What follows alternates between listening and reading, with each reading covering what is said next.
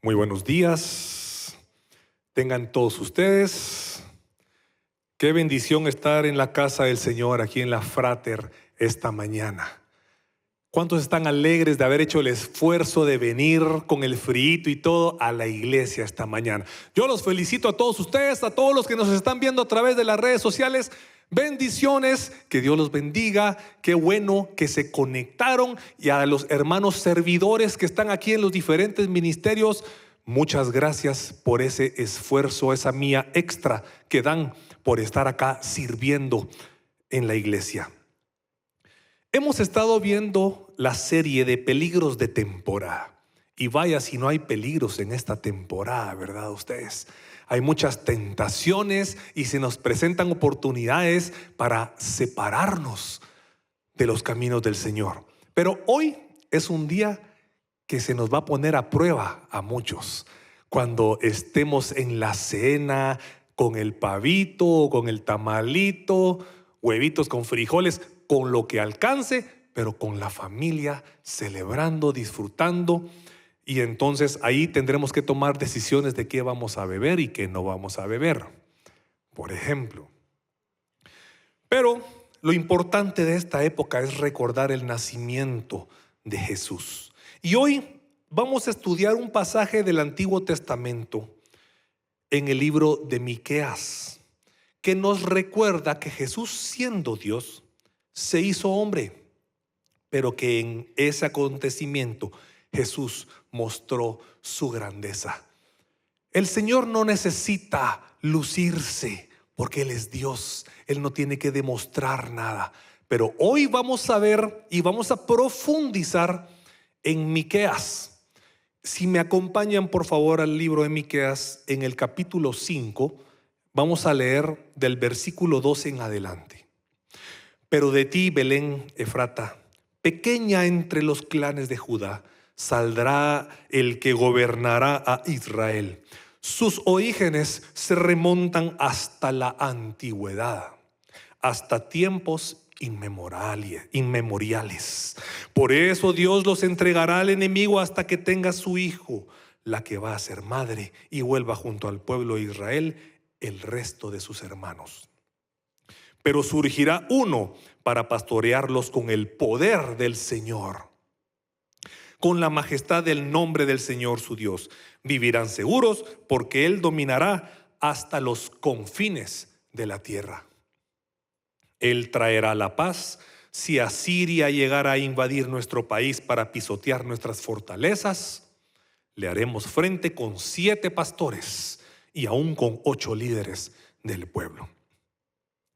Veamos acá entonces en Miqueas. Yo me he dedicado a investigar un poco más acerca de todo esto porque es muy interesante lo que vemos acá. Acá vemos al profeta dando la profecía del nacimiento del Mesías. Y esto lo está haciendo 8 siglos antes de que Jesús naciera en Belén. ¿Pueden imaginarse eso? Tuvieron que esperar casi 8 siglos el pueblo de Israel a ver a ese Mesías tan esperado. Y entonces su grandeza se muestra al nacer en un pueblo pequeño. Pero de ti, Belén Efrata, pequeña entre los clanes de Judá, saldrá el que gobernará a Israel. Sus orígenes se remontan hasta la antigüedad, hasta tiempos inmemoriales. Este pasaje demuestra que Jesús nacería para gobernar, para ser rey. Muchos no lo reconocieron como el rey, pero ya Miqueas lo había profetizado.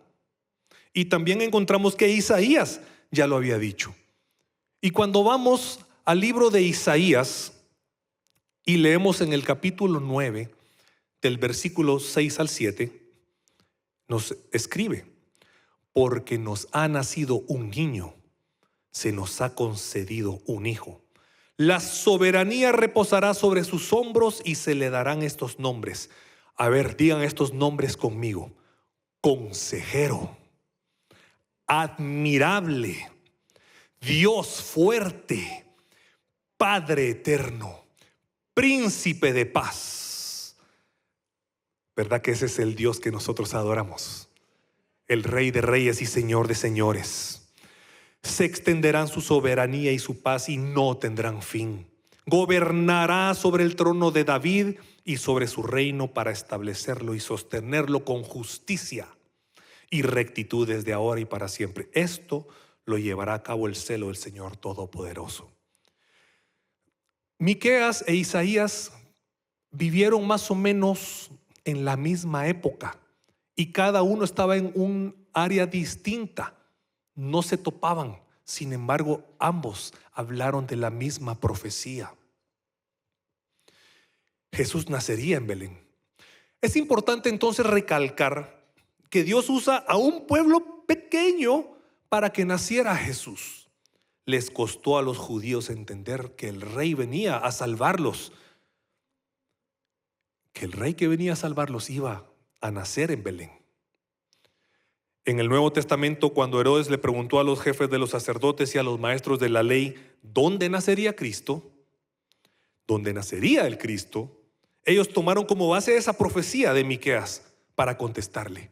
Y entonces en Mateo, del capítulo 2, el versículo 5 dice: en Belén de Judea le respondieron, porque esto es lo que ha escrito el profeta. Pero tú, Belén, en la tierra de Judá, de ninguna manera eres la menor entre las principales de Judá, porque de ti saldrá un príncipe que será el pastor de mi pueblo, Israel. Tal vez usted, mi hermano, viene de un pueblo chiquitito, insignificante, que ni sabemos cómo se llama, ni lo conocemos. Tal vez queda a 10, 15 horas aquí de la capital. Pero yo le voy a decir algo. No importa de dónde venimos, en dónde nacimos, en qué situación precaria nos criamos, el color de nuestra piel o lo que sea, Dios puede hacer algo grande de nosotros, porque a su mismo Hijo lo mandó a un pueblo chiquito. Y de un pueblo chiquito donde nadie esperaba que saliera algo bueno, salió Jesús, el Cristo, el que vino a morir y a resucitar y a perdonar de nuestros pecados. El Señor tiene grandes planes para usted también, que tal vez nació en un pueblo pequeño, olvidado en la esquinita del mapa. Dios lo tiene aquí hoy, y es porque Dios quiere hacer grandes cosas con usted también hoy. Así es que confíe en que sus orígenes no tienen nada que ver con el propósito de Dios para su vida. Eso no lo define ni lo marca, porque Jesús mismo nació en Belén. Y entonces yo les pregunto a ustedes, ¿por qué en Belén de Judea? ¿Por qué no nació en Jerusalén? En Jerusalén, una ciudad importantísima, grande, reconocida a nivel mundial. Les voy a decir por qué. En primer lugar, para el cumplimiento de la profecía que Miqueas había dado 8 siglos antes. Segundo, también tenía un significado simbólico, ya que David, el gran rey de Israel, había nacido ahí también en Belén. Jesús es a menudo referido como el Hijo de David. Han escuchado y han leído en algunos pasajes de la Biblia donde se refieren a Jesús como el Hijo de David.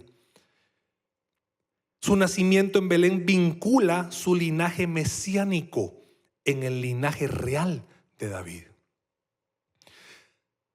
Y entonces decimos, ¿por qué ese linaje? Bueno, porque hubo 14 generaciones desde Abraham hasta David. 14 desde David hasta la deportación a Babilonia y 14 desde la deportación hasta el Cristo. Y es que José, el esposo de María, era un descendiente directo de ese linaje. Y lo podemos encontrar en Lucas capítulo 2, del versículo 4 al 7. También José, que era descendiente del rey David, subió de Nazaret, ciudad de Galilea, a Judea. Fue a Belén, la ciudad de David, para inscribirse junto con María, que estaba comprometida para casarse con él. Ella se encontraba embarazada. Y mientras estaban ahí, se le cumplió el tiempo. Así que dio a luz a su hijo primogénito, lo envolvió en pañales y lo acostó en un pesebre, porque no había lugar para ellos en la posada. Y usted todavía quejándose porque tuvo a sus hijos en un hospital público, y Jesús nació en un pesebre. Mis hermanos, tenemos que darle gracias a Dios que la humildad de Jesús hace que su grandeza sea aún mayor. Y eso es lo que Él nos ha tratado de enseñar con todas las cosas que Él ha hecho. Él ha demostrado su grandeza desde un principio con su humildad, usando siempre las cosas sencillas, las cosas pequeñas. Si no, miremos algunos de los milagros que Él hizo de algo pequeño, algo grande. Él tomó 5 panes y 2 peces y alimentó a miles con eso. Él tan solo iba caminando entre la multitud y una señora tocó el borde de su manto y quedó sana de una hemorragia que tenía desde hace más de 12 años. Con solo decir una palabra, se sanó el siervo de un centurión. Así de pequeñas eran las cosas que Jesús hacía para mostrar su grandeza. Él no necesitaba hacer un gran alboroto de las cosas que Él hacía, porque Él es Dios. Y desde lo más pequeño y sencillo Él podía hacer algo grande y hermoso. Jesús es reconocido como Dios. Cuando el profeta describe sus orígenes, se remontan hasta la antigüedad, hasta tiempos inmemoriales. Hace referencia a la deidad de Jesús. Juan 1:1 es la introducción al libro de Juan. Y yo sé que muchos se han preguntado qué significa todo esto del verbo. Hoy vamos a entenderlo mejor. Juan 1:1 dice: en el principio ya existía el verbo, y el verbo estaba con Dios, y el verbo era Dios. Él estaba con Dios en el principio, por medio de Él todas las cosas fueron creadas, sin Él nada de lo creado llegó a existir. Este versículo es parte de la introducción del Evangelio según Juan, que destaca la identidad y la divinidad de Jesucristo. Desde un punto de vista teológico, analicemos esto. En el principio era el verbo. Se hace referencia al verbo que viene del griego logos, que denota la palabra de Dios o la expresión divina. Juan retrocede al principio de todas las cosas para señalar que el verbo existía desde el principio. Segunda parte de ese versículo: y el verbo era con Dios. Esta declaración indica una relación íntima entre el verbo y Dios. Aunque el verbo es distintivo, está en comunión y unidad con Dios desde el principio. Y por último, y el verbo era Dios. Este es uno de los puntos teológicos más significativos y afirma claramente la divinidad de Jesucristo. No solo estaba con Dios, sino que el verbo mismo era Dios. Ahora, esta declaración es esencial para nosotros, mis hermanos, porque sostiene que Dios existe en 3 personas: Padre, Hijo y Espíritu Santo. Este versículo establece la preexistencia y la divinidad de Jesucristo, afirmando que Él existía desde el principio y que es uno con Dios. El verbo es una forma de referirse a Jesús como la expresión eterna y divina de Dios encarnada en la humanidad. Y eso es lo que Juan nos trató de decir, que Dios estaba desde antes que se creara todo. Pero ¿les interesaría escuchar una explicación un poco más científica? Para todos aquellos que les han preguntado alguna vez, ¿de dónde vino Dios? ¿O qué tiene que ver lo espiritual con lo material? Es decir, ¿hay alguna influencia en lo espiritual con lo material? ¿De dónde vino Dios? Resulta que había un debate entre científicos y el doctor Kent Hovind les dio una respuesta muy interesante que quiero compartírselas esta mañana. Le preguntaron de dónde vino Dios. Y entonces él vino y les dijo, bueno, es una pregunta pensando en el Dios equivocado, porque el Dios de la Biblia no se ve afectado por el tiempo, el espacio o la materia. Si está afectado por estas tres cosas, no es Dios. Tiempo, espacio y materia es un modelo matemático que se denomina un único continuo en donde deben existir en el mismo instante. Porque si hubiera materia y no hubiera espacio, ¿en dónde la pondríamos? Si hubiera materia y espacio, pero no hay tiempo, ¿cuándo lo pondríamos? Entonces no se puede tener al tiempo, al espacio o a la materia independientemente. Tienen que existir simultáneamente. Y la Biblia responde esto con 10 palabras. ¿Cuántos han leído Génesis 1:1? Yo creo que se lo saben de memoria. Cuando empiezan las resoluciones de Año Nuevo, todos leen Génesis 1:1. Y ahí nada más. Ya nos siguieron, pero esa no la sabemos de memoria. Porque dice, en el principio creó Dios los cielos y la tierra. En el principio, ahí está el tiempo. Dios creó los cielos, ahí está el espacio, y la tierra, ahí está la materia. Entonces, ahí está el tiempo, el espacio y la materia creadas en una trinidad de trinidades. ¿Por qué? Porque el tiempo es pasado, presente y futuro. El espacio tiene largo, ancho y alto. Y la materia tiene gas, líquido y sólido. Esta trinidad de trinidades creada instantáneamente. Y el Dios que lo creó debe estar fuera de ellos, porque si está limitado por el tiempo, no es Dios. El tipo que creó este celular no está ahí adentro cambiando todos los dígitos en la pantalla.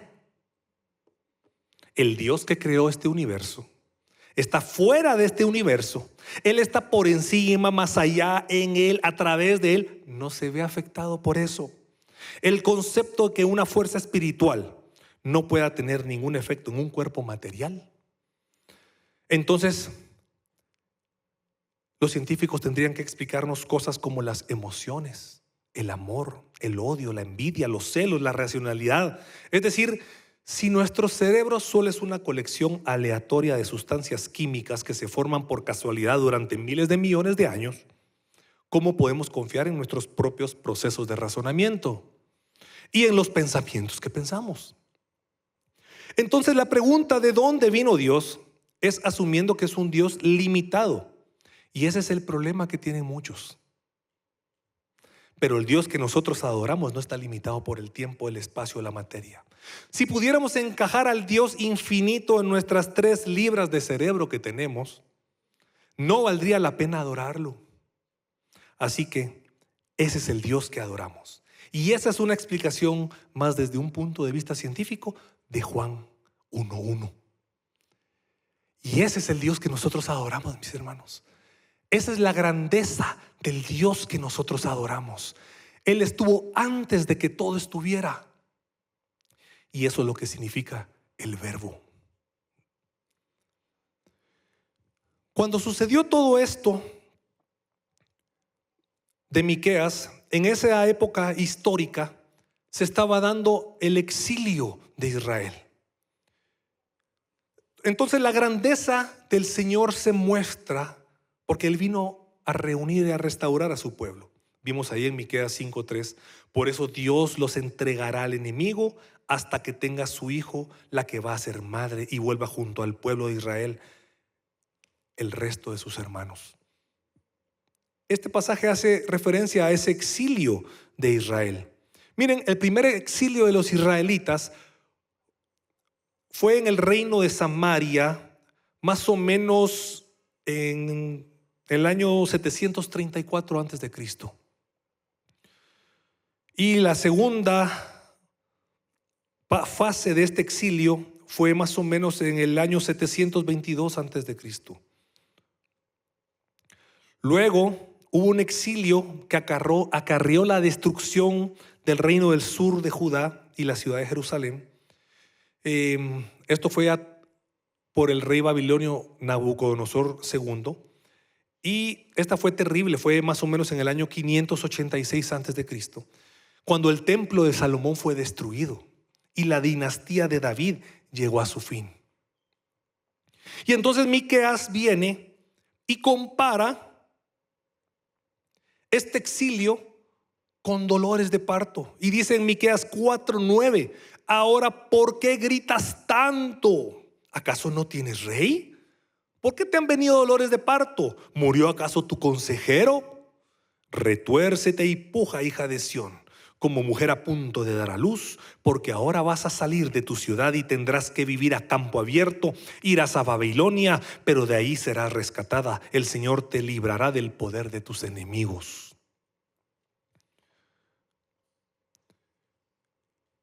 ¿Cuántas mujeres de las que están aquí presentes o de las que nos están viendo sufrieron dolores de parto?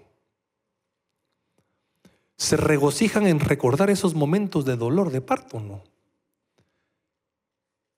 Yo vi a mi esposa sufrir esos dolores de parto 4 veces. Mi pregunta, y tal vez es la pregunta que todos los hombres nos hacemos, es: si ya sufrieron una vez dolores de parto, ¿cómo se animan para seguir y darle otra vez y volver a experimentar eso? Es el amor definitivamente de una madre. Son valientes ustedes. Si dependiera de nosotros los hombres, ya estaríamos extintos aquí en la humanidad, porque nosotros con una inyección que nos vayan a poner ya estamos chillando. Pero cuando a ustedes los apartan de su familia, de su parentela, de su hogar, y se los llevan como esclavos a otro lado, el profeta aquí compara eso como con dolores de parto. Hay sufrimiento, hay dolor. ¿Por qué gritas tanto?, decía Miqueas. Pero nosotros decimos entonces: bueno, pero ¿y por qué el Señor permitió que esto pasara, que le pasara a su pueblo? Y en Deuteronomio 29, del 24 al 28 dice: todas las naciones preguntarán: ¿por qué trató así el Señor a esta tierra? ¿Por qué derramó con tanto ardor su furia sobre ella? Y la respuesta será: porque este pueblo abandonó el pacto del Dios de sus antepasados, pacto que el Señor hizo con ellos cuando los sacó de Egipto. Se fueron y adoraron a otros dioses, se postraron ante dioses que no conocían y que no tenían por qué adorar. Por eso se encendió la ira del Señor contra esta tierra y derramó sobre ella todas las maldiciones escritas en este libro. Y como ahora podemos ver, con mucha furia y enojo, el Señor los arrancó de raíz de su tierra y los arrojó a otro país. Pero gracias al Señor, en su gracia y su misericordia, que su amor nunca dejó de ser. Y gracias a eso es que nosotros estamos acá. El pueblo de Israel fue liberado del exilio. Y a pesar de que el Mesías vino, no creyeron en él. Y es que tienen que recordarse que antes de que Jesús viniera, en esa época de Miqueas, era una era de reyes, reinados y reinos. Venía rey tras rey tras rey, y venía el padre y hacía lo que agradaba al Señor. Moría, venía el hijo y hacía lo que desagradaba al Señor. Y levantaban otra vez altares paganos y empezaban a adorar a otros dioses. Y esa fue una de las razones graves que el Señor vino y los castigó de esa manera, porque habían roto el pacto que habían hecho. Su grandeza se muestra porque vino para cuidar a su pueblo. Miqueas 5:4 dice: Pero surgirá uno para pastorearlos con el poder del Señor. Con la majestad del nombre del Señor su Dios vivirán seguros, porque Él dominará hasta los confines de la tierra. Jesús vino para cuidar de su pueblo con amor. El profeta usa la relación entre el pastor y la oveja para que la audiencia entendiera el amor de Dios por su pueblo. Miqueas profetiza que Jesús vendría como pastor, y esto se cumple cuando Jesús se hace ver como el buen pastor. Los judíos veían a Dios como su pastor, pero les costó entender que Jesús era Dios, y por eso Él les dijo: yo soy el buen pastor. Juan capítulo 10 versículo 11 dice: yo soy el buen pastor. El buen pastor da su vida por las ovejas. Y es que en esos tiempos que estaban pastoreando a las ovejas, lo hacían así en los prados, en las montañas, y de repente venían bestias salvajes a quererse comer a las ovejas. Y el pastor se tenía que rifar el físico con esas animales y esas bestias para defender y cuidar a sus ovejas. Y a veces una de sus ovejas se perdía. ¿Y qué hacía el pastor? Todavía me quedan otras 99 ahí. No. El pastor dejaba guardadas a sus 99 ovejas e iba tras esa una oveja que se le había perdido. Probablemente usted sea esa oveja que se había perdido. Pero déjeme decirle que Jesús va a hacer lo que sea. Es más, va a dar su vida por usted en la cruz. Es más, dio su vida por usted en la cruz para rescatarlo de sus pecados. El problema es que muchos todavía no creen y aceptan ese sacrificio que hizo Jesús en la cruz por nosotros. Tenemos que reconocerlo para nosotros recibir ese perdón. Jesús vino para cuidar de su pueblo con poder y majestad. Vemos cómo Miqueas hace ver que Jesús tenía una conexión con Dios Padre. Gobernar con el poder de alguien era representar a ese alguien. Vemos que Jesús hacía su labor de cuidar a su pueblo como pastor con poder y majestad, en unidad con Dios Padre. Y leemos en Hebreos, en el capítulo 13 y versículo 20: el Dios que da la paz levantó de entre los muertos al gran pastor de las ovejas, a nuestro Señor Jesús, por la sangre del pacto eterno.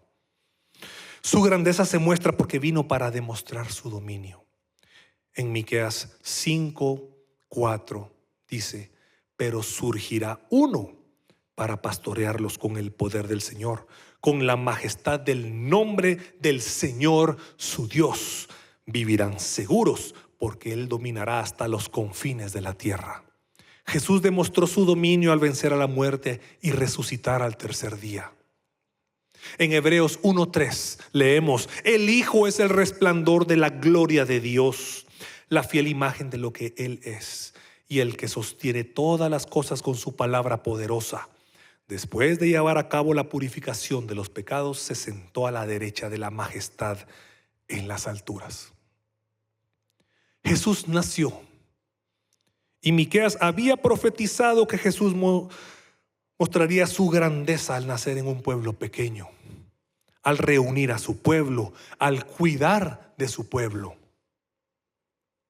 y al mostrar su dominio. Pongámonos de pie, mis hermanos.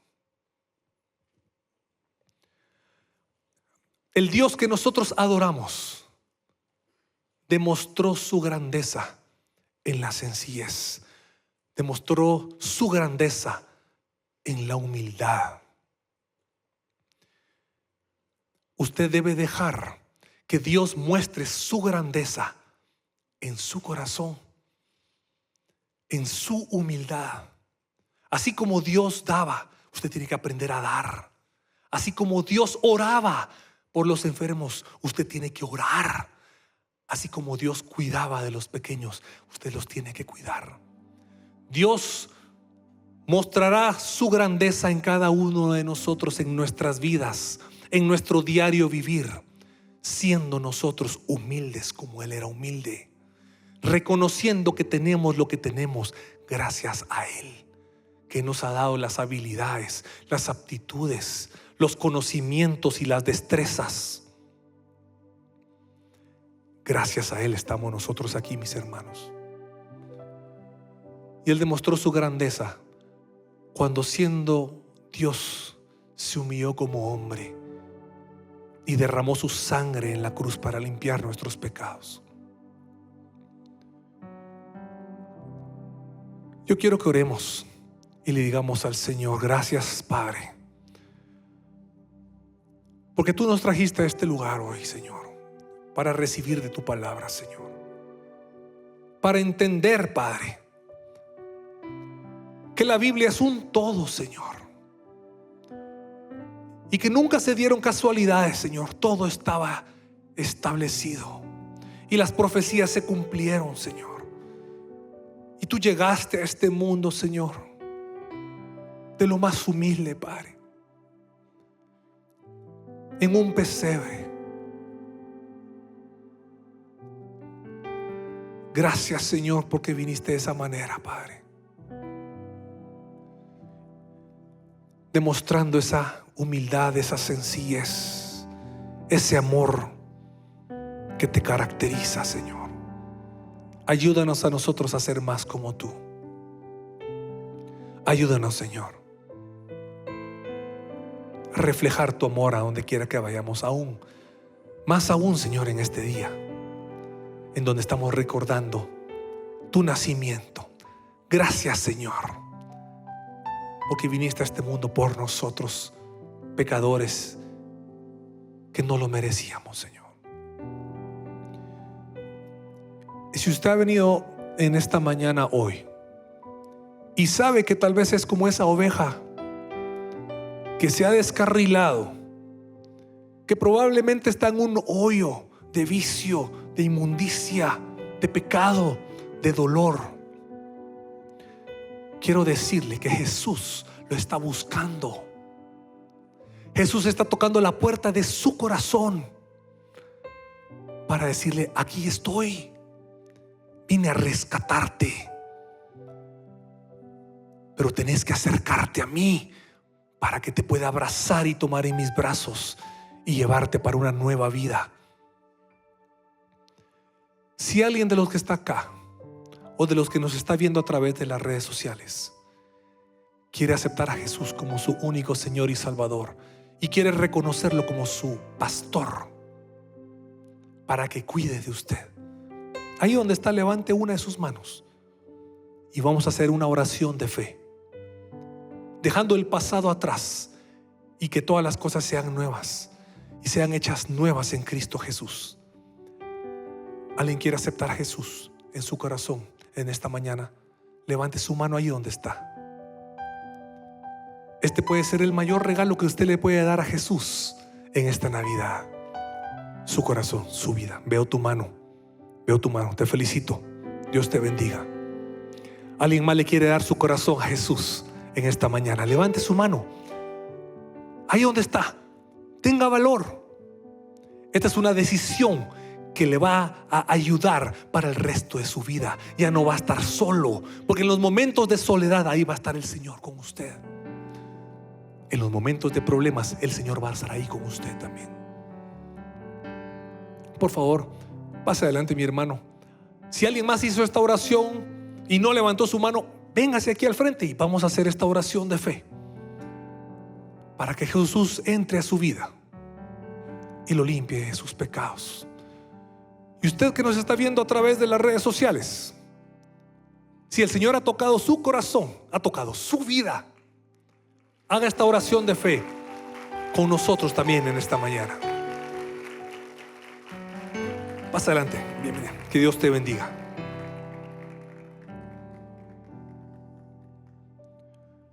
Los felicito. Yo sé que es difícil pasar al frente, Pero cuando nosotros reconocemos a Jesús en lo público, Él nos defiende frente al Padre. Y Él es nuestro abogado defensor ahí. Repitan después de mí esta oración con fe. Señor Jesús, gracias por fijarte en mí. Reconozco que soy un pecador y me arrepiento. De ahora en adelante, tú eres mi Padre y yo soy tu Hijo. Perdóname por todos mis pecados. Me arrepiento. Quiero ser más como tú. Te entrego mi vida. Entra a mi corazón. Haz con mi vida como tú quieras. En el nombre de Jesús. Amén. Amén. Que Dios los bendiga. Que Dios los bendiga, mis hermanos. Qué bendición. Qué alegre, qué regalo más bonito que le dimos al Señor en esta mañana, ¿verdad? Ánimo, mis hermanos. Dios está con ustedes.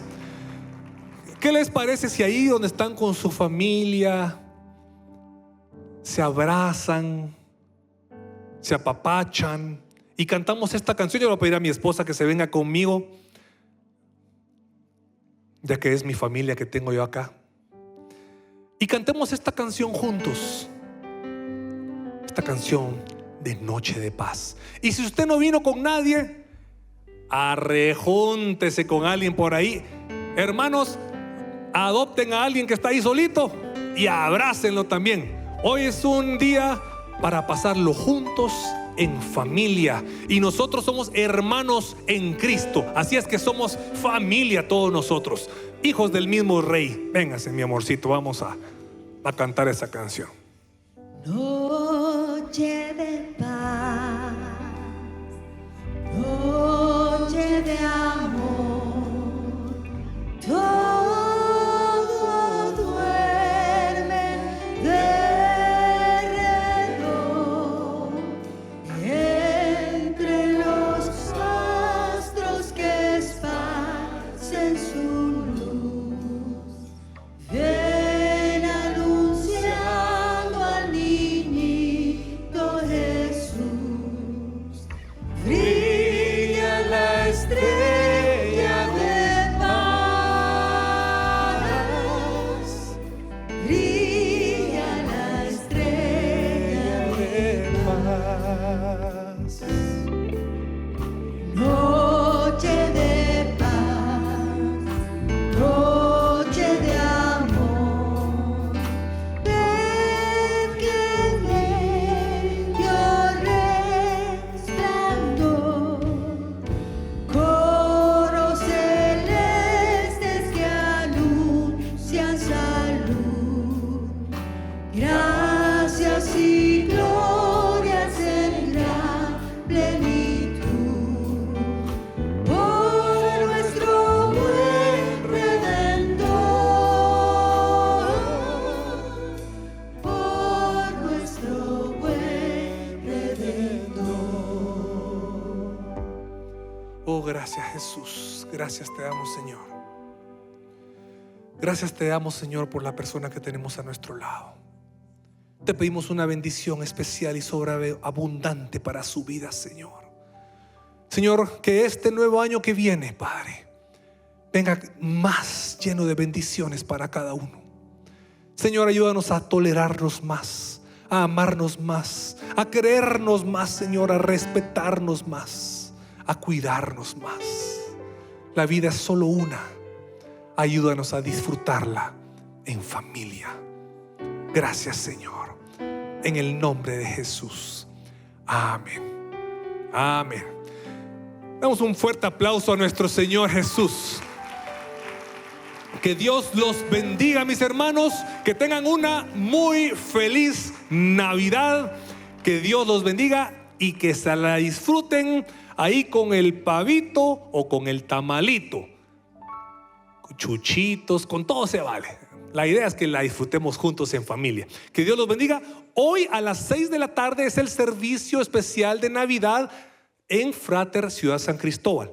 Los esperamos a todos para que lleguen también en familia y está a esa hora para que después puedan juntarse nuevamente en familia y seguir celebrando. Pero dediquémosle este día al Señor, alabando y exaltando su nombre. Nuestro pastor, el doctor Jorge H. López, estará dando un tema retador para todos nosotros. Que Dios los bendiga.